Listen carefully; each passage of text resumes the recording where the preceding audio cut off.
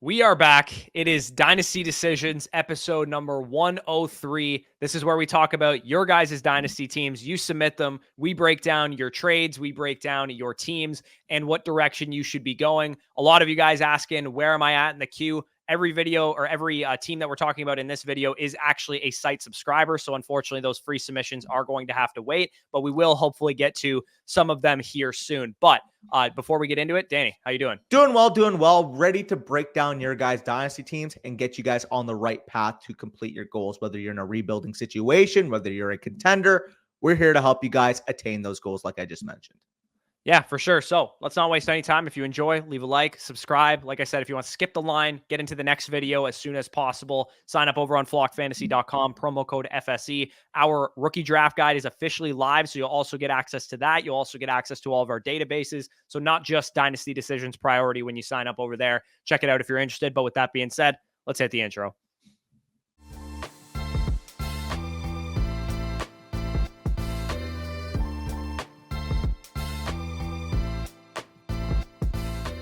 All right, so first team that we're going to look at here is from Mark Speir. He is a Motherflocker tier member. 12-team PPR, 6-point per passing touchdown, Superflex League. Josh Allen and CJ Stroud, hell of a quarterback core. JT, Bijan, Kenneth Walker, and some pretty good depth with Roschon, Zach Charbonnet, Kendre Miller there. Justin Jefferson, Chris Olave, Jordan Addison, Tank Dell, Josh Downs, Trey Palmer, Jahan Dotson, Khalil Shakir. A lot of upside, Marvin Mims, even Cedric Tillman. Sam Laporta and Dalton Kincaid are the tight ends. Somehow has the first 3 picks in this year's rookie class. You're going to see why when we get to his trade. But regardless, Mark, I know you probably waited a little bit for us to get to this team, but this is a loaded roster, and I can honestly say I've never built a team this good.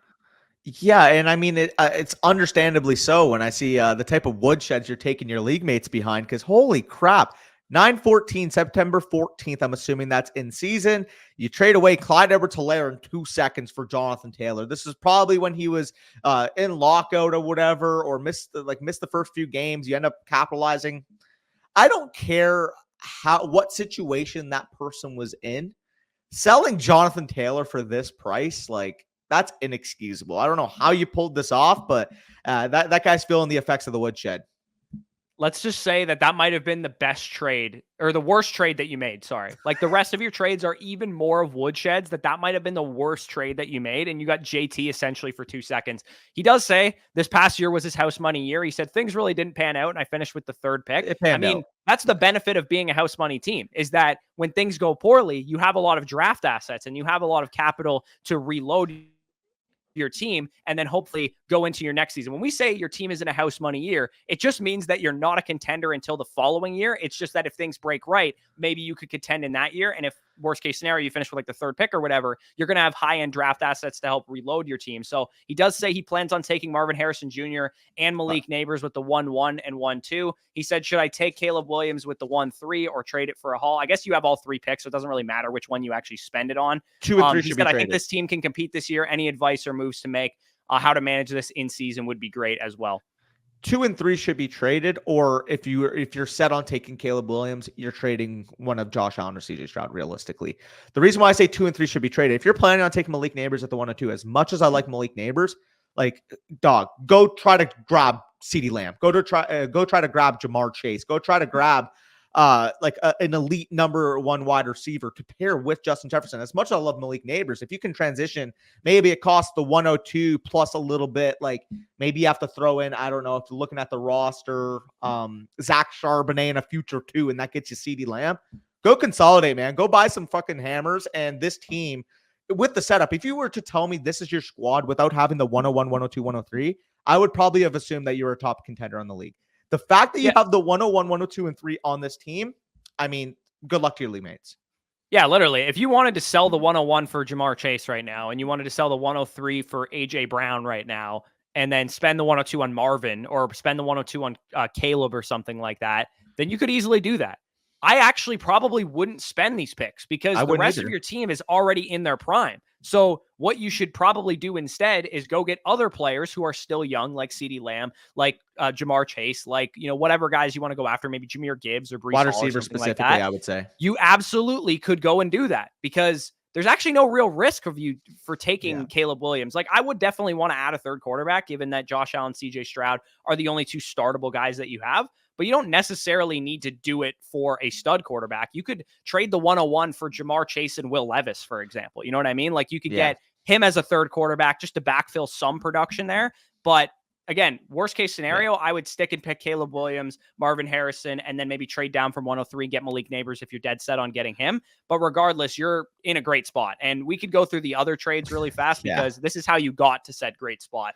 Kyle Pitts, Tutu Atwell, Sam Howell, Bryce Young, Rashid Shaheed. You sell these assets, none of which are top 4 or 5 round startup picks. They're all like Pitts and Bryce Young are the best assets in this deal on your side, and they're like 5th, 6th, 7th round startup picks. You got CJ Stroud as a top 5 startup pick. You got Sam Laporta as tight end 1 in Dynasty, and you got the 2024 first, which was probably considered late at the time. It is now the 101.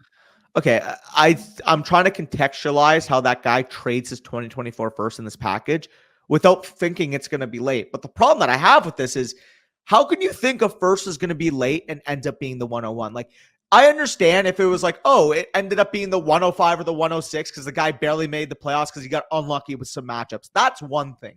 But missing on an evaluation of, oh, this is going to be a late one and it turns into the 101, I don't know how you make this trade. And again, like, if I'm contextualizing it at the time, it's probably, oh, Tutu Atwell's performing well. You know, Sam Howell looks like a quarterback 2 at the time. Maybe Washington's not going to move on from him. And then at that point, I would say, when this is October 4th, you buy low on Bryce Young too. Maybe him and CJ Stroud, which still maybe thought of to be relatively in the same tier. But I mean, at the time, Sam Laporta and Kyle Pitts should have already probably been leaning Sam Laporta at that point in time. Now it's not even close. CJ Stroud and Bryce Young, it should have already been leaning CJ Stroud at the time. Now it's not even close.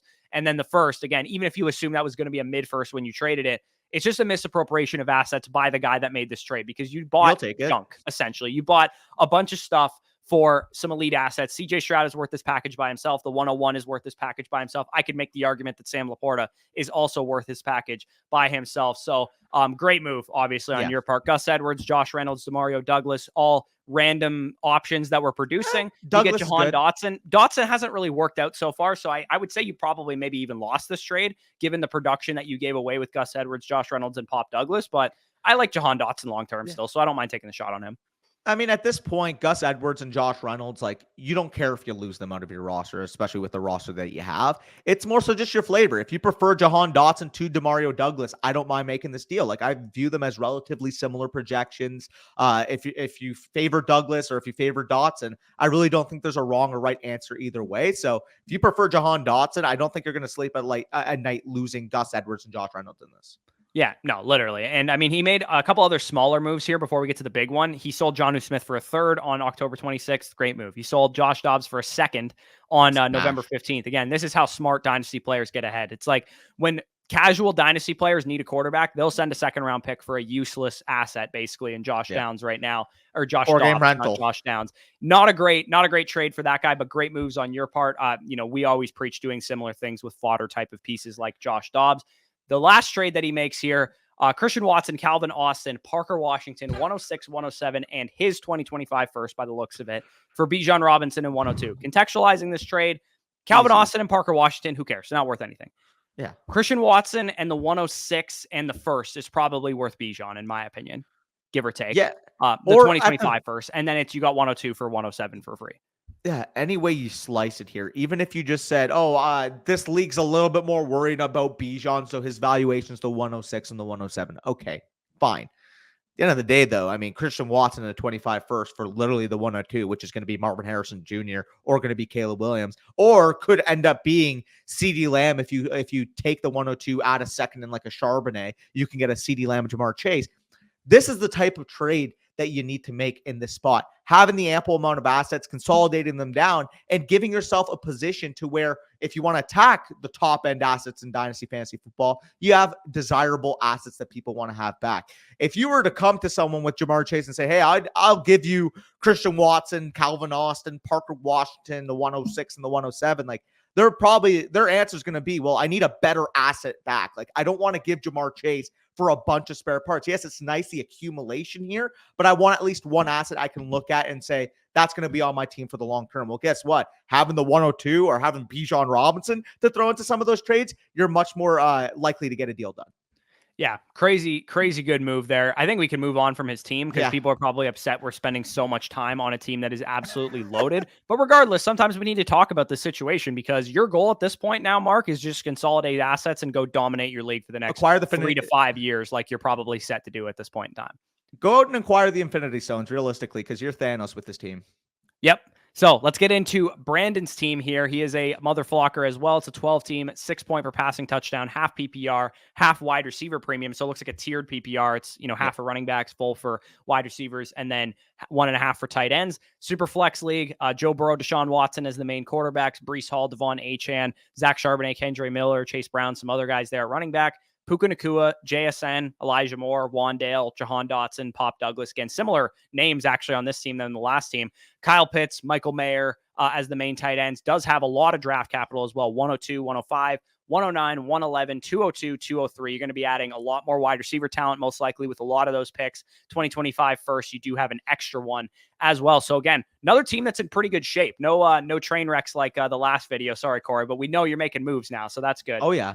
Brandon is the guy that we're talking about here. Different scoring options. Like he said, it is a tiered PPR. And he said it's 0.1 per carry and 0.5 and 5-point passing touchdowns. So a little bit of an odd scoring format, but he said any moves you'd look to make. He says the 101 owner claims that they are going Marvin Harrison at 1, and they have a veteran good quarterback, so he doesn't doubt them. So it looks like they already have a good quarterback core. They're drafting for need, which is not something we usually recommend, but in that situation, I can understand how they're getting there. I should be thrilled to take Caleb Williams at 2, but he wants Neighbors and he's afraid he won't make it to 5. He's like, would it be dumb to take Neighbors at 2 over Caleb? You can't. And take the last remaining quarterback at 5. You can't take Neighbors over Caleb at 2. Like, as much as I love Malik Neighbors, as much as I think he's going to be the instant he's drafted a top 8 to 10 overall dynasty wide receiver, the buzz on Caleb Williams, the prospect that he is going first. He needs overall, a quarterback on this team too. It's not that like you have a loaded quarterback or like you need a quarterback. Like Joe Burrow and Deshaun Watson, that's fine. That's solid. But I would much rather have Watson as my QB3 than my QB2. Yeah, I agree. I mean, like, if you're really worried about losing out on Malik Neighbors, instead of taking him at 2 and passing on Caleb Williams, can you take the 105 and maybe, like, if you're extremely worried he's not going to make it back, add the 203 and move up to 103, like, to ensure that you get it? I would much rather do that than pass on Caleb Williams. If I have to expend the 203 in this package, if I can walk away with Caleb Williams and Malik Neighbors, I'm not worried about losing the 203, to be quite frank. Yeah, and even better, try and see if there's a truther for one of your depth wide receivers or something. You know what I mean? Like, if the guy's like, oh, I want 102 and I want 105 and 111 for you to move up to 103, maybe you can get away with 105, 203, and Wandale Robinson instead. You know what I mean? Like, that's maybe what it's going to take for you to move up. Again, worst case scenario, like you miss out on Malik Neighbors or he does fall to 105. And it's very likely that he does fall to 105 for what it's worth, because if you go with Caleb Williams at 102 and Marvin's gone already, there's a good chance. Look at the needs of the rosters that are picking 103 and 104. If they need quarterbacks, then Jaden Daniels and Drake May might be off the board as well. Yeah, exactly. And I mean, even if Jaden Daniels falls to you, you're in a position now where you got Caleb Williams, you have the asset that is Jaden Daniels. I'm sure if you were to go to your league market and say, Jaden Daniels available, if you need a quarterback, hit my inbox. Watson too. You could sell off Watson if you wanted as well. Looking for draft capital, looking for wide receiver help, let me know. And I mean, as long as it's a competitive league and as long as there's just not a bunch of sleazebags that are trying to lowball you, like, you should be able to get a top 25 overall asset, or that evaluation of a top 25 overall asset, which is what I think Jaden Daniels is going to be worth by the time Superflex rookie drafts come. Yeah, so I would say if you're worried about Neighbors falling to 105, I would say maybe don't be, depending on the needs of 103 and 104. If they have like loaded quarterbacks and no wide receivers, maybe you'd be worried about that. But you could also, again, inquire, like Danny said, see how much it costs you to move up from 105 to 103 or to 104 or whatever, to make sure that you get Malik Neighbors. Because at 109, at 111, at 202, and at 203, I mean, you're going to walk out of this draft with like Worthy, Franklin, Brian Thomas, some combination of like a couple receivers, and maybe you add another running back too. Like if you get at 202, you can get RB1 off the board, or maybe RB1 costs you 111 because you got a great landing spot and good draft capital. That's you're in a good spot. I mean, like you have a really well-stocked, cabinet of assets here, in addition to a pretty good team. You just need a little bit more firepower at wide receiver, especially given the tiered PPR nature of the scoring here. Your tight end core is probably good enough to win. Your running back core, once you add maybe one more guy, is probably good enough to win. You add Caleb Williams to this quarterback core, it's good enough to win. And then you have, a bunch of dart throws at wide receiver. You're going to be ready to go. Yeah, I mean, like this is a great wide receiver class to be able to add. On top of all that, like worst case scenario at the 105, if you lose out on Malik Neighbors and you're not able to package, the 105 pick for a wide receiver talent or even to move up from Malik Neighbors, like at that point, maybe you consider, okay, well, I can't get Malik Neighbors. I can't get a wide receiver like that. Can I trade down to 106? Maybe that guy needs quarterback bad and knows the picks on the market. Can I get 106 plus a second and end up with Romo Dunze? Like that's another. You could go Bowers too and trade one of your tight ends. That's another like an additional move that you could make. You can maybe move down from 105 to 107 because Bowers is going to be there, and you sell off Kyle Pitts for 2 second-round picks or something like that. Like it's possible you could do something like that as well. So a lot of flexibility with this team. He does have some trades listed here. On October 22nd, 2023, he sold off Jerome Ford for a second-round pick. Again, very good process move. Sharp. Definitely don't hate anything about that. Mahomes, he ended up selling. So he did deal away Patrick Mahomes and the 302. He got Joe Burrow, Michael Mayer, the 109, and a 2025 first. This is enough for me to move off of Patrick Mahomes. You got an upside young tight end. You got, more importantly, an additional elite quarterback who was probably a buy low at the time because that guy needed production and Burrow was hurt. And then you got the 109 and a 2025 first. This is an insulated trade, essentially. This is a great move. Yeah, I mean, there's more paths to paying off because if you're looking at it, as much as we know and love Patrick Mahomes, like if Joe Burrow's healthy, like you could make the case that maybe he's the 110, 111 valuation in your league right now because he had an injury-riddled year. Well, I mean, he could easily ascend back up to the 107, the 108, maybe not higher because he's older now, but I mean, regardless, moving down from, let's just say, the 102 in a startup to the 107 and the 108 and pocketing 2 firsts of liquidity. Now you have more paths, like I said, to paying off. The 109 ends up Brian Thomas, and he has a really strong rookie season, and he ends up being valued as a top 20, top 18 overall dynasty wide receiver. On top of that, having the 25 first banked in for next year. Like I said, you have value here. You're getting an elite quarterback, and if any of those first end up being a top 3 overall startup pick, top 3 round overall startup pick within the next couple of years, you could make the case that you easily won this deal. Yeah, absolutely. And I mean, given how the quarterback is valued in this league, I'm definitely considering taking, like you say you want Neighbors at 105 and Marvin's going to go 101. Given that this Bryce Young deal that you sell off Bryce Young 205, 210, and 211 for the 105, which is a great way of pivoting off of the risky profile now that is Bryce Young, I'm even more likely to just take Caleb Williams 102. And if Drake May or Jaden Daniels falls to me at 105 and Neighbors is gone, I'm just taking him because you got good value for Bryce Young. You got good value for Patrick Mahomes. It's very clear that you should be able to get good value for Deshaun Watson or Jaden Daniels or Drake May should you decide to move off of one of them after the rookie draft. So yeah, I'm taking best player available with this team. I know it's tempting to take, whatever you need for your roster. But again, maneuver the board if you can, if you're absolutely married to the idea that you want Malik Neighbors. Or worst case scenario, take the value as it presents itself to you. And maybe, who knows, you take Jaden Daniels at 105, you might be able to sell Jaden Daniels for Garrett Wilson straight up. Yeah, I mean, like their valuations, I can tell you from a super flex startup standpoint, like Garrett Wilson might be a late second round pick. Like right now, I wouldn't be shocked if Jaden Daniels is a late second round pick, possibly even higher. Like I've seen people say Richardson was a late first before his rookie season last year. 100%. I've already seen people say that Jaden Daniels is their Superflex rookie 101, Superflex rookie 102, top 15 overall asset in Dynasty. If the buzz keeps creeping that way, and let's just say Washington shocks the world and takes Jaden Daniels at 2 over Drake May, like even better, the Falcons take Jaden Daniels. Yeah, no, exactly. Like no matter where you slice it, Jaden Daniels can get draft capital. Jaden Daniels represents an electric type of ceiling given the rushing upside that he has. Like you can sell that script to somebody, even if you're not a big Jaden Daniels believer. I can assure you're probably going to get close to, if not at least, mid-second round startup valuation on him. Yeah, absolutely. So again, we've spent a lot of time on these first 2 teams. We could probably move on to the next one. Both of you guys are in really good spots. So again, It was fun talking about these. But the next team we're going to talk about here is from Brendan, 10-team PPR, 1 quarterback league, but he does have Joe Burrow, Kyler, and some other guys there. Wow. Gibbs, Connor, Spears, Jalen Warren, and some other dudes there. Amon-Ra St. Brown, Amari Cooper, Calvin Ridley, Jerry Jeudy, Jahan Dotson. Apparently, Jahan Dotson's just on everybody's team in this video. Trey McBride, David Njoku, K. Dotton does have the 101 this year as well, and a litany of second-round picks in the future draft classes, particularly in 2025 and 2026. So again, very stocked up cabinet of assets. Already a lot of good star talent on this roster as well. You have one of the top 5, top 3 dynasty tight ends. You have a top 5 dynasty wide receiver. You have a top 2 or 3 dynasty running back. You have one of the best quarterbacks in dynasty. So a lot of good assets on this team, in addition to the amount of dart throws that you might have in future years, or conversely, the ability to trade for players if you want to use some of those picks to do so. So pretty good situation here. He said he plays in a league where the bottom 4 teams compete for pick seeding. Winner gets 101, second gets 102, and so on. So it looks like he earned the 101 that way. Took over a last place orphan team in 2022 with only value assets being Lamar Jackson and Christian Kirk. None of his own picks, nonstop trading, waiver to bring this baby back, and I'm ready to start competing pretty soon. Yeah, I mean, you've done a great job. If this was an orphan in 2022 with no assets, I think you've done a tremendous job with this roster. Exactly. No, I agree. The amount of assets you're able to rebuild, big fan.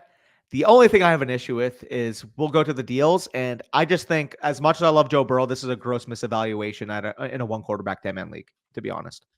Yeah, that's fair. So let's talk about that deal. Let's go in reverse order first. Let's talk about the Okay. October 11th, and then we'll get up to that one. So Alvin Kamara, you sent away for Jalen Warren, a 2025 first, which is the guy who won the league. So the 110 Smash. in a 1 quarterback league, and then a 2026 second. So, I mean, this guy wanted Alvin Kamara. He obviously won the league, so it's probably a worthwhile deal for him in hindsight, but that's a great package. I mean, Jalen Warren is worth more than Alvin Kamara to me in Dynasty, in addition to that 2026 second you pocket, and you got a first-round pick on top of it. So great move there. On the 15th of November, again, it is a 1 quarterback league. You sell off CJ Stroud, Rashad White, and TJ Hawkinson. You get Amon-Ra St. Brown, Kyler Murray, David Njoku, Smash. a 2024 and 2025 and 2026 second rounder, probably from all the same guy.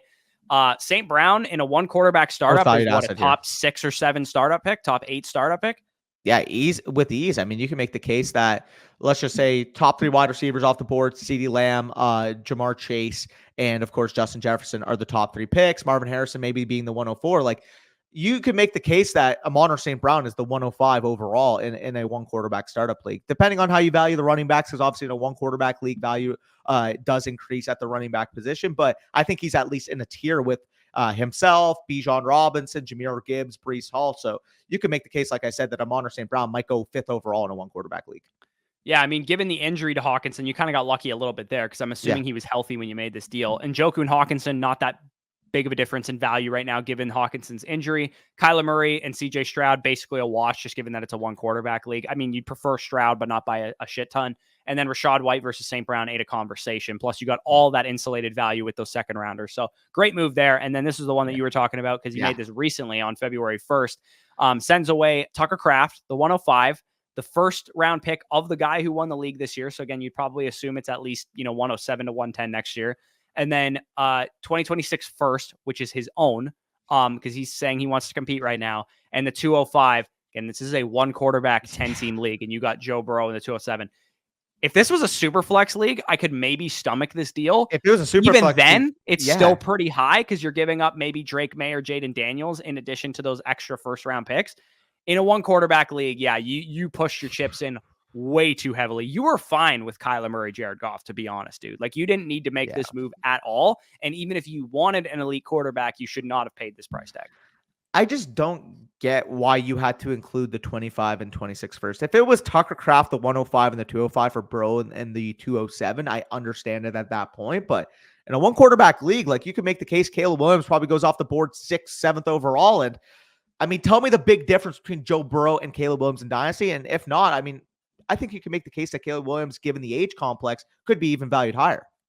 Yeah. This is a move where you said, I'm ready to start competing. This is a dangerous mindset. What you need to be ready to do is go into your house money season and be okay with potentially not competing. The problem is that you don't have your 2025 first by the looks of it. Yeah. So that puts a wrench into things. So what I would potentially do is set up yourself so that you're okay in a house money window by going and acquiring your own 2025 first if you can, or maybe try and deal some of your second round picks for production added pieces that you can add to your running back core and your wide receiver core that aren't going to cost you a shit ton. So maybe it costs you an early second in 2024, the 207 in 2024 plus one of your mid seconds in 2025 to get a package of Mike Evans and Keenan Allen, or maybe it's like 3 second-rounders or something like that. Like, if you want to backfill this roster with competitive assets, that's fine if you're trying to compete right now, but you definitely lost this last trade for sure.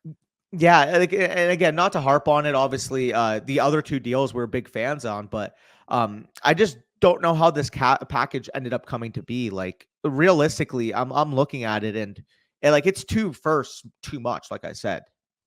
Yeah, exactly. Like, the goal of these dynasty teams when you're rebuilding an orphan, like you've done such a great job of so far, is you let your team tell you when you're ready to compete. You don't necessarily want to say, I'm competing now, and push all your chips into the middle and make a deal like this. Because if you still had the 105 asset, if you still had those extra picks, you maybe could have gotten better deals. And that's the point. It's like, you're an active trader. You have the assets and the players to be able to make moves, and you strike when the iron's hot. When Jamar Chase has a down season, you're the type of guy that's going to be sending offers for him. When, TJ Hawkinson goes down with an ACL tear, you're the type of guy that's going to go after that, because you have the luxury of time. You have the luxury of assets on your roster. So you were doing that for a long time, and you got a little bit away from that with this last deal.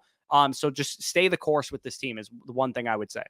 Yeah, no, I completely agree. Like, if this was a deal for like maybe like, I don't know, you got Jamar Chase or CeeDee Lamb or Justin Jefferson, I would understand it. But the other thing too is, in a one quarterback league, already having Kyler Murray and Jared Goff, you just didn't really even need Joe Burrow to be frank. That's what I said earlier. Is like, you didn't actually even need Joe Burrow, Yeah. to be honest. You could have competed with the two quarterbacks you have, especially knowing that you have the stack with Amon-Ra St. Brown. If you ever need to not use Kyler Murray, it's like, if you were going to go get an elite quarterback, what I would have done instead is taken Jared Goff or Kyler Murray, added them to the deal, and seeing how much more it costs you to get to CJ Stroud or to whatever quarterback you wanted to get.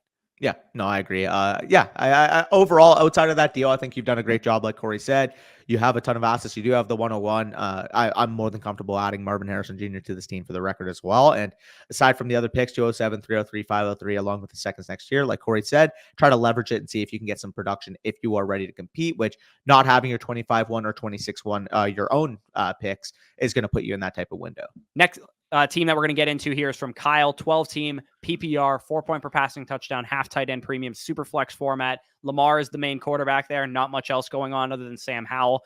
Roshan Johnson, Kyron Williams buried there. J.K. Dobbins, Ramondre Stevenson, and Jalen Warren. So some pretty decent running back core. Wide receiver core, not so much. You got Garrett Wilson, you got DK Metcalf, Rashee Rice. So those are good options there. But then the rest of the core is a little bit suspect. Jalen Hyatt, Rashad Bateman, guys like that. And then Trey McBride, Pat Freiermuth is a pretty solid tight end core, if I do say so myself. 101, 103, 112, 210, 211, 212, 301, and 304, plus all of your future 2025 and probably 2026 picks as well. What are your thoughts on this roster, first and foremost?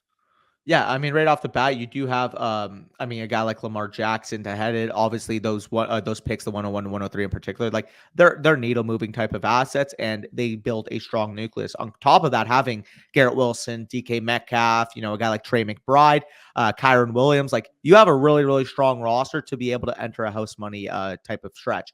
All top of that, having your 25, 1, 2, and 3, I think this roster's in a really good position. And I mean, speaking of, we can just transition to the deal you made on February 6, 2024.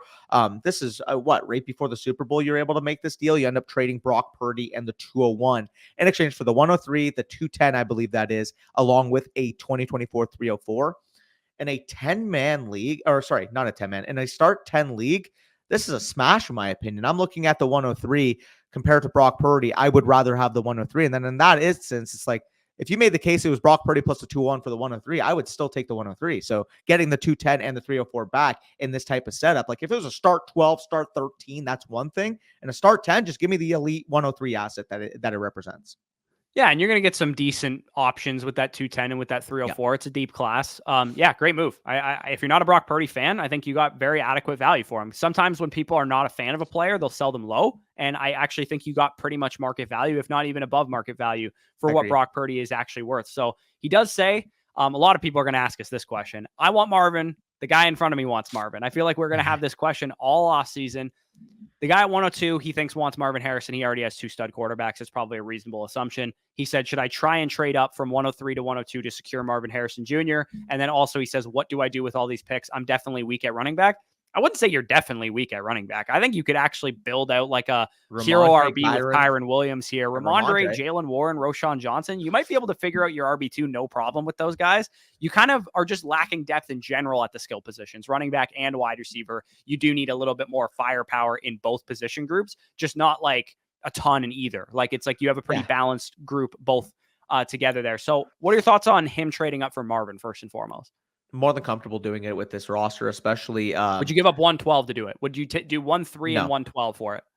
No, what I would do is you mentioned that the guy at 2 wants Marvin. They have 2 stud quarterbacks.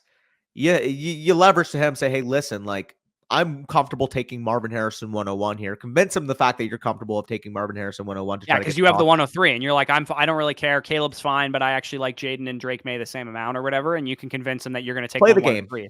Yeah, that's playing the game. Like you're not unleashing your hands. Like that guy has the 102. It's very clear given his setup that he needs Marvin Harrison Jr. Well, you say to him, hey, like Marvin Harrison's going 101 here. I'm willing to take him, and I'm comfortable taking either of the 2 quarterbacks. Should you take a quarterback at that 102 spot? But you taking a quarterback is going to put you behind the 8 ball because instead of having 2 stud quarterbacks and a stud wide receiver, now you're going to have to sell one of your 3 stud quarterbacks. Yeah, play the game. Yeah, absolutely. So yeah, convince him that you're going to take Marvin, I guess. Maybe you've already told him that you're not going to take Marvin or something, or he knows you're going to take Caleb. Regardless, get in his head a little bit, see what he's willing to do. This is the type of team, like you said. And real quick on that. Yeah, go ahead. If he does say, okay, you know what? Like I'm willing to trade from the 102 to the 103 if you're taking Marvin, then if you can get that for, let's just say the 103 plus, I don't know, a decent 211 and 301 or something. Yeah, or maybe he wants, like, I'd be willing to give Freiermuth in this deal because you have Trey McBride and say, hey, listen, like, I'm willing to give you this. Like, this is a good young tight end. You can build him up in terms of value because he's coming off a bad year. At that point, because you have the Trey McBride, I'm much more willing to stomach that type of package. Yeah, for sure. And I mean, my thoughts on just taking 103 Malik Neighbors, I would maneuver the board. Like, you have the flexibility that you're probably not going to be in a competitive window next year. Maybe if things break right for you, but that's why we said you're probably a house money team once you spend these picks. Like if you add Caleb Williams to this team, say you trade down from 103 to 105, you get Malik Neighbors and an extra 204 on top of it from trading down to 1-3 to 1-5. Then you're going to be able to add a bunch of dart throws, 112, 210, 205, 211, 212, 301, 304. And then maybe if things break right for you, you hit on the next Tank Dell, you hit on the next Rashee Rice, you hit on the next Puka Nacua or whatever, then maybe you're in a competitive window at that point. But regardless, you're going to have a well set out, strong foundation. And if you're not ready to compete by week 7 or 8 or something like that, you'll probably know. Maybe you can sell off Roshan Johnson because he's performing at a high level. Or maybe you can sell off Kyron Williams. You can sell off J.K. Dobbins came back from his injury or whatever. Ramondre Stevenson's still a workhorse running back. So you do have a lot of flexibility with this team, which is nice. But yeah, don't be afraid to maneuver the board because you're going to be in a house money window, not in a competitive window. That is the key distinction you want to make with this team. You're going to be maybe a semi-contender, but you want to maintain your flexibility if you can, punt some picks into 2025 to even further that flexibility. And the other thing I'm doing with this team, first and foremost, is if you're able to keep the 112 in these packages, or maybe like the guy at the 102 has like the 204 and says, you know what, like I'm willing to trade down, but I want the 112 and I'll give you back the 204. So you move up 1 spot, I move up 4. Unless something like that happens, say you have the 112, the thing I'd be doing with the 112 is right off the bat, because you're entering a house money window, seeing if you can parlay that pick into 2025. Can you get a mid to late projected 2025 one for the 112 trade up? I would be willing to do that. And maybe because the immediacy factor, you're able to get maybe, a 1 and a 3 or a 1 and a late projected 2. Like maybe you get some value on top of that 112 given the immediacy. Yeah, I got a 2024 first for the 204 in last year's class. Sometimes people just really want a player, right? They're like, I need this player on my team, and I will give you a random first for an early second because they think that player should have went in the first. So in their mind, it's like, oh, I didn't lose anything. That player should have went in the first round. So regardless, you have a lot of flexibility with this team. I think you've done a good job so far. And we can probably move on to the next team here, which is from Andrew T. Andrew Tate submitting teams here. 12 team, half PPR, 6 point per passing touchdown, half tight end premium, super flex format. Deshaun Watson is the only quarterback to speak of. Running backs are pretty barren as well. Tight end is wide receiver is T. Higgins, Christian Watson, Zay Flowers, Treylon Burks, and some other guys there. Trey McBride is your main tight end. So pretty barren cupboard in terms of players that you have. You have Trey McBride and T. Higgins and a couple other guys that are maybe worth something, but you do have a ton of draft capital: 101, 108, 109, 201, 205, 209, a lot of fourth rounders, like 4 of them. And then you have a bunch of first rounders in 2025 as well. You got 3 in 2025 and 3 seconds in 2025 as well. So it's one of these teams where you're just like, I want to, stack up the team. He does say he listed as half PPR. It is actually a tiered PPR based on distance per reception. So that's a really interesting wrinkle to the scoring format. He said, are there any stars I should be buying low on right now, using my liquidity to go after? I would say, generally speaking, when your team is in a state like this, I'm not usually likely to go buy low on stars. Stars meaning like guys that are going to cost you multiple assets at least. Like if it's a guy that's like, going to cost you 1 pick or one of your assets, then I'm fine buying low at that point. But if you mean like, oh, Jamar Chase is kind of on the low, I can send 108 and 109 for him right now. It's like your team's not really in a position to make a move like that, even though that's a good deal for Jamar Chase. I mean, if it's 108 and 109, then I have to by value smash out on Jamar Chase, knowing that I can get more, especially right. But generally speaking, you're only you're not going to get that type of deals out of that structure. You're kind of only doing that unless your hands are tied and you have to take the deal. Yeah, like if let's just say you were in a position and like Jamar Chase came available and you can get him for like 95 cents on the dollar, that's not worth it in your spot given what you need to add to this team. Like it would have to be, like this guy's fire sailing and he's willing to take 75% of the value. Then at that point, I'm more willing to do it because I know inherently I'm going to be able to make a profit. But like Corey said, in your spot, you're not really in a position to go after a super stud, assuming that it's pretty close to their market value. Yeah, and I mean, I think he has the right mindset here. He basically says, in 2024, my goal here is to use all these picks in a loaded quarterback and a loaded wide receiver class to build out my quarterback and wide receiver position. At 101, you take Caleb Williams. Maybe 108, 109, you want to venture into the JJ McCarthy or, kind of landscape there. You could, or you could just smash Brian Thomas, Xavier Worthy, Troy Franklin, Lad McConkey, whatever wide receiver you like. At that point, 201, 205, 209, you're going to get some good dart throws at wide receiver again with those picks. And he said, I'll take a falling value if it falls to me, Jonathan Brooks or Jatavian Sanders or whatever. But for the most part, I think that's a good plan. And then in 2025, as I talked about a couple of weeks ago or a week ago, the class is going to be quite strong at running back, and you're going to have the picks ample to rebuild your running back core. If you walk away from this class with 4 or 5 hits at wide receiver and a hit at quarterback, or maybe 2 hits at quarterback, and then next year's class, you walk away with 4 or 5 hits at running back, you're going to be in a really good spot come 2025 season. Yeah, no, completely. So looking here, he says he has no problem sticking and picking, like we said, quarterback and wide receiver this year, unless Johnny Brooks or Jatavian falls. Look, I agree with that. He said he's going to be looking for more 2025 running backs. And I mean, you literally outlined the class for the channel. Like this is going to be set up to be a really strong running back class in 2025, especially when compared to the lack of, firepower in the running back class this year. Yeah, and he does say, I thought about using some of my 2025 assets to get into more 2024 assets. And in that video, I suggested that, like, hey, the 2025 class is very good at running back, and it's definitely better than this year's class. But the wide receiver class is a little suspect. The quarterback class could be suspect. There's guys that I kind of believe in, but apparently the NFL is not really high on it. We don't look like we have a Brock Bowers tight end, definitely not even a Jatavian Sanders potential tight end in the 2025 class. If you could, I don't hate the idea of getting back into the first round. Like if all it costs you to get a 105 in this year's class is like a mid projected 2025 first and like a mid second, then sure, I think that's a fine move to make. But at the same time, like I said, you're not really in a position to parlay volume of assets into better assets unless a deal presents itself where it's just such a great deal for you. So like I said, unless you can get a top 7 pick in this class for like a random 2025 first or something like that, I'm probably not going to be in the business of like trying to get as many picks in this class as possible. Yeah, I agree. And he has some trades listed here that he was able to do. October 27th sent Isaiah Pacheco from Michael Carter and a 24 first that ended up being the 108. I mean, very, very good process. That could have even ended up earlier, but 108 I would comfortably take over Isaiah Pacheco, assuming that is a Brian Thomas or a JJ McCarthy, or maybe you get lucky. JJ McCarthy goes top 8 in the rookie draft, in the NFL draft, and maybe a Brock Bowers, maybe a Rome Odunze fall because people are worried about their landing stock because Rome Odunze fell to, I don't know, 14th overall to the Saints. Yeah, for sure. And then the other deals he made, I mean, he obviously made these last offseason. He sold a bunch of junk for a 2025 first, Yeah, third. So that was a good smash. move. I mean, this one's an interesting deal because we talk about stuff like this all the time. He sells Joe Burrow, Dalvin Cook in a second. So basically Joe Burrow for the most part. He got his own first back. That's the key part here, right? And he turned it into the 101 because he was tanking his own first. Gets the 111, the 205, Treylon Burks, and Tyler Huntley. So the 101 is what you obviously wanted here.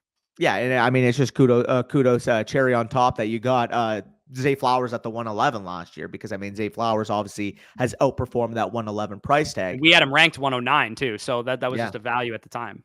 absolutely. And I mean, if I'm looking at this, I've been looking at my dynasty rankings, and I keep coming back to the fact that Joe Burrow is going to be 28 years old. Caleb Williams is going to be the first overall pick with a very good insulated situation.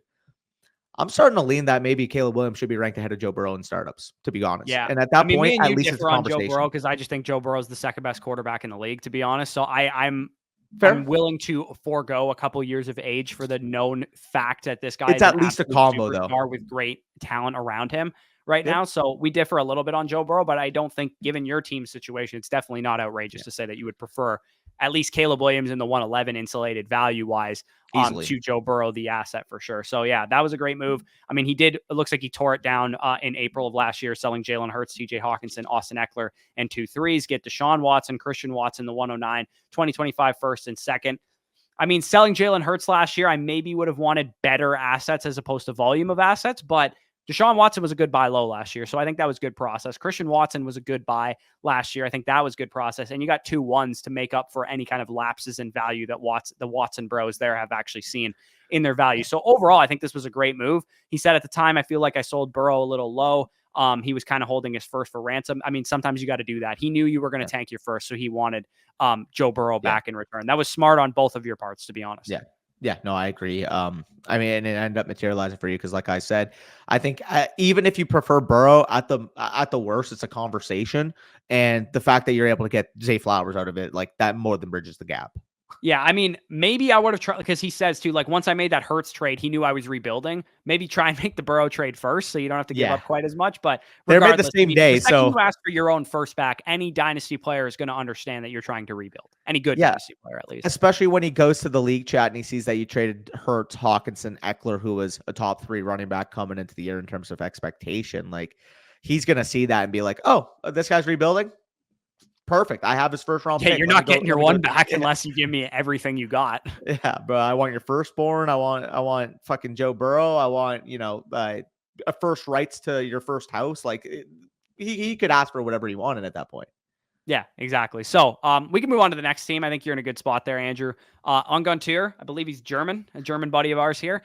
He has a 12-team super flex league here. Joe Burrow and Daniel Jones. He lists literally nothing at running back, so he's probably got a very barren running back core. DJ Moore, Drake London, JSN, T. Higgins, Nico Collins, Burks, Godwin, Dotson, Elijah Moore, Wicks. Pretty good wide receiver core, obviously. Trey McBride, Freiermuth, and K. Otton's definitely adequate at tight end. And then he has the 102, the 104, the 110, 202, 203. And then a lot of future capital as well. A bunch of thirds in the next 2 draft classes, an extra first in 2025, maybe 2026 as well. I'm not sure if I think he means 25 and 26 there, the way it's listed. But regardless, very strong, again, cabinet of assets that he's got going here. He says this is an IDP league, and that's why Nick Bolton was actually in the trade that we talk about here in a second.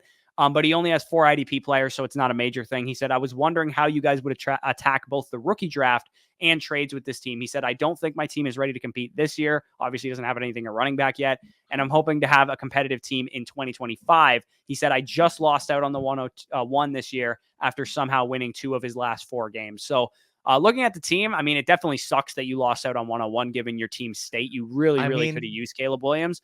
But I will say, thankfully, a lot of people really love Marvin Harrison Jr. So maybe that guy's going to take Caleb, and it's going to cost you a little bit to pry Caleb away from him. But I would definitely see how much it costs you to move from 102 to 101, or even potentially 104 to 101. Or you could just be like, I missed out on Caleb, but I'm going to get Drake May or Jane Daniels. That's kind of what I was thinking about this is you let the 101 do whatever the heck he wants, because then you have 2 separate value bundles that you would be more than okay with. If he takes Marvin Harrison at the 101, then you end up with Caleb Williams and Malik Neighbors. If he takes Caleb Williams at the 101, then you end up with Marvin Harrison Jr. and insert quarterback Drake May / Jaden Daniels, depending on who falls in your league. Yeah, and you're guaranteed to get one of them because 103 can't take both of them. I would maybe consider, if you want to walk out of this draft with Marvin and Caleb Williams, see how much 104 to 101 would cost you, because maybe that guy's really, really rebuilding and he's like, I want 104 plus. Like, would you give up? This might be a reasonable trade package he asked for. Would you give up 104 plus the later of your projected 2025 first to move up from 104 to 101? That is interesting. So I mean, if you're talking about valuation difference, let's just say like that guy is set to take Marvin Harrison Jr. / Caleb. Let's say Caleb Williams. Let's say it's Caleb because that's why you're making the trade. So you're essentially giving up QB3 in this class or Malik Neighbors for would Caleb, you rather plus giving a first on top of it? Well, I mean, it comes down to your own relative cost. Do you think Drake May and Caleb Williams are close enough to you where you'd be comfortable packaging or taking the first to move off of Caleb for Drake, or vice versa, to add the first to move up from Drake to Caleb? Excuse me. Yeah, no, it's really all about what it costs you. But regardless, even if you stuck with 102, 104, and you're just like, I'm just going to take Marvin and Drake May, or I'm just going to take, like, if he takes Marvin 1, I'm going to get Caleb at 102, and then I'm going to get Malik Neighbors at 104 or whatever. You're in a good spot. I mean, at 110, you asked us what to do with the rookie picks. 110, 202, and 203, you're right in that honey pot of wide receivers that are going to get good draft capital. So whatever guy you like on the clock at that point, you get Xavier Worthy onto this team, you get Brian Thomas onto this team, you get Ladd McConkey onto this team, Troy Franklin, Adonai Mitchell. It doesn't really matter. Whatever one you actually prefer, you're going to walk away with a couple of these guys. Since you have nothing at running back as well, I wouldn't, be opposed to taking a running back with one of those picks or multiple of those picks as well, because in 2024, maybe you're in a house money window if you can hit on everything, because your wide receiver core is already pretty freaking loaded. Like, if you added Marvin hypothetically or Neighbors to this wide receiver core, you really don't have to do anything else. Your tight end core is ready to compete. You add Caleb or one of the other quarterbacks to this quarterback core, and you're probably ready to compete there too. So if you wanted to add RB1 and 2 at 202 and 203, that's what I was be in kind of like a house money year, hoping those rookie running backs hit, spend that 312, 404, or 405 and 411 on dart throw running backs too. Maybe you could actually compete this year, and mid-season you trade a second round pick for James Conner or something like that. Yeah, like if this was a start 12 or 13, because you mentioned the wide receivers, I'd be more willing to do that. But because it's a start 9, I really do think the 110, 202, and 203 is like the sweet spot for you, in the sense that you have a lot of potential trades that you can potentially make. Or, like I said, I wouldn't spend the 202 and the 203 on wide receivers, for the record, because you have more, because you have London, because you have JSN, T. Higgins, Nico Collins, and you're probably adding Marvin Harrison Jr. or Malik Neighbors to this team. What I would instead do is, like Corey said, can you get RB1 and 2 off the board at the 202, 203, or maybe you have to spend the 110 on one of them, and the pick that you're left over, maybe you transition it into 2025 capital, or maybe you transition it into buying low on a running back that maybe you can get Rashad White for 202 and 312. You know what I mean? Like, it's possible you could do something like that. Maybe you can get Isaiah Pacheco for the 203 straight up or something like that. You could make moves like that. You have a lot of flexibility, which is the nice thing, because your wide receiver core, your tight end core, and one more quarterback added to this team, and you're pretty much ready to compete outside of running backs. Yeah, no, I completely agree. You're in a good spot. A couple trades listed here, and then I think we can wrap it up.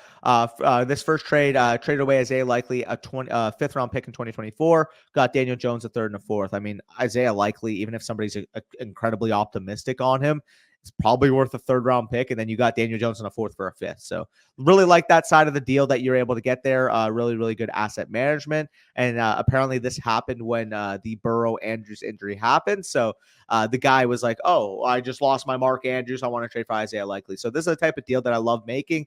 You end up profiting in terms of picks. He ends up getting some of the production that Isaiah Likely was giving him at the tail end of last year. Yeah, and similarly with this other deal here, he sells Lamar and Ayuk, who are obviously having great fantasy football seasons. You receive Burrow, Higgins, McBride, and 2 third rounders. I mean, Burrow and Lamar are worth the same amount to me. Maybe you prefer Lamar slightly. I prefer Burrow slightly, so I think they're worth the same amount. Higgins versus Ayuk, I prefer Ayuk, but it's not a huge difference. It's definitely not that, like, Higgins in the 2 thirds would be enough for me to move off of Ayuk, I think. Maybe not that much, or maybe not that little, like at least a 2, I would say. But regardless, like you said, McBride is a top 3 tight end in Dynasty, so it doesn't matter. I mean, if we're equating this out, let's just say like the Lamar Jackson goes 105 in startups. Joe Burrow goes, let's just say for ease sake, balancing it out, goes 108, 109. Okay. 105 to 108, 109. Ayuk probably a 4th round startup pick, or a 3rd or 4th round startup pick. T. Higgins probably in the 5th, 5, 6 turn type of area, maybe in the most pessimistic room. Regardless, though, you're profiting a McBride who's going to be at the minimum a top 5 round pick, in my opinion, and possibly in some rooms could go. We did a mock draft like 2 days ago, and he went at the 301. Like, with it's the tight end possible that premium. he is actually the second best asset you got over Higgins. No, I would actually make the case I would take McBride over Higgins straight up. So yeah. So definitely a great move for you there. During the season, he has some trades too. He sold the 212 for Dotson, taking a dart throw on him. I think that's fine. Ty Chandler, sorry, for 2026 third. Definitely a solid move there. You sold off on a guy that wasn't really going to be worth anything after this year. Deshaun Watson, QJ, a 25 fourth and a 410. You got DJ Moore, Godwin, a 26 first, 2/3 in the 205. Absolute fleece and a half of that deal. Great job. Deshaun Watson and DJ Moore are worth the same amount, and I would honestly prefer DJ Moore. So you basically got a 205, a first and 2/3 for Quentin Johnston and 2/4. That must have happened like right when Mike Williams got hurt and right before people were out on Deshaun Watson, and that was right before DJ Moore ended up exploding in the mid portion of the season. Great timing, probably on that trade, but definitely some good moves. I mean, I trust your ability. You've done a great job so far. We could move on to the last team of the video here, which is from Bobby O. Another mother flocker again, 12 team, half PPR, 4 point per passing touchdown, half tight end premium, super flex format.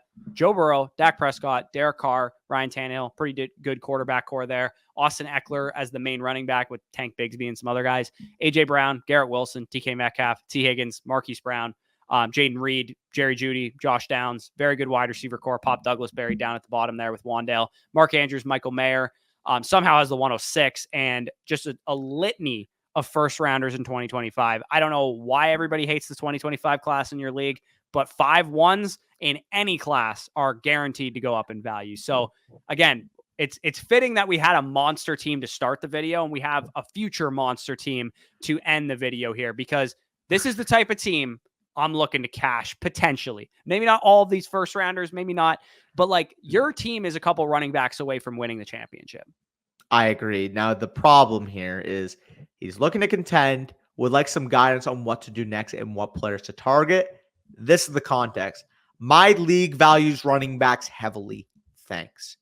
If your league values vet running backs heavily, that's assuming what you mean, because, I mean, you have so many first-round picks. I don't think they've materialized the fact that, guess what? Probably 4 or 5 of those running backs that may go in the first next year are probably going to be valued as top 15 overall running backs in terms of dynasty rankings. So you mentioned that you want to contend this year, and in normal circumstances, if you can cash in those picks and buy running backs in a normal league market, I would completely agree with you. But I'm selling Austin Eckler. I'm house moneying the crap out of this team, and then I'm just inserting those running backs next year and dominating the league. Because if you have to pay up and pay 120% of the value on running backs this year, I don't think that's worth it, to be honest. Instead, I would look to that 2025 class and seeing the depth and the top-end talent that it has, and that's when I'm building my running back core. Yeah. I mean, so if your league values running backs heavily, there's a good chance that Bijan, Brees, Gibbs, unattainable. Like they're going to cost you way too much. It's going to be 3 1s that you have to pay for. The others aren't worth it for you. But I will say, if Kyron Williams, Rashad White, Travis Etienne, Jonathan Taylor range, for whatever reason, there's a blind spot on the value of those players because they don't believe in them for one reason or another. If you can get them for 1 first rounder, like if you have a projected mid to late 1 next year and you can sell it for Travis Etienne, or you could sell it for Kyron Williams, you can sell it for Jonathan Taylor, I'm okay doing that. But again, you're just inquiring about this because the fallback plan is what Danny just said. You spend that 106 on, whoever you want to spend it on this year, Romo Dunze or whatever, and you get a high-end group of running backs in next year's class. You can fill up your running back core with Ollie Gordon, Amari and Hampton, Ashton Jeanty. Like you have a million options next year, pretty much. Like just trust me when I say you literally have potentially a 2020 running back class incoming, where we're going to have 5 running backs that go in the top 50 overall picks. Yeah, we didn't even mention guys like Nick Singleton, Katron Allen, Donovan Edwards goes back. The seniors going back to school this year. Travion Henderson, Raheem Sanders, Devin Neal. Like it's a great class, man. Like there is a lot of underclassmen that could blow up this year and become future first rounders, even potentially. Like it's not out of the range of outcomes that we have a Bijan or a Gibbs in this class, or maybe a couple. Yeah, no, I completely agree. I mean, like this actually perfectly set up. The fact that you built the structure, the foundation of the rest of your team, and it just so happens that the year you align all of those first round capital is the exact position you need to contend anyways. And I mean, fuck, at that point, once people start realizing how sick that class is, maybe they're willing to budge off of Jahmyr Gibbs. Maybe they're willing to budge off of Bijan, off of Brees Hall, off of someone like that, because they see an easy suit to be able to replace that running back production.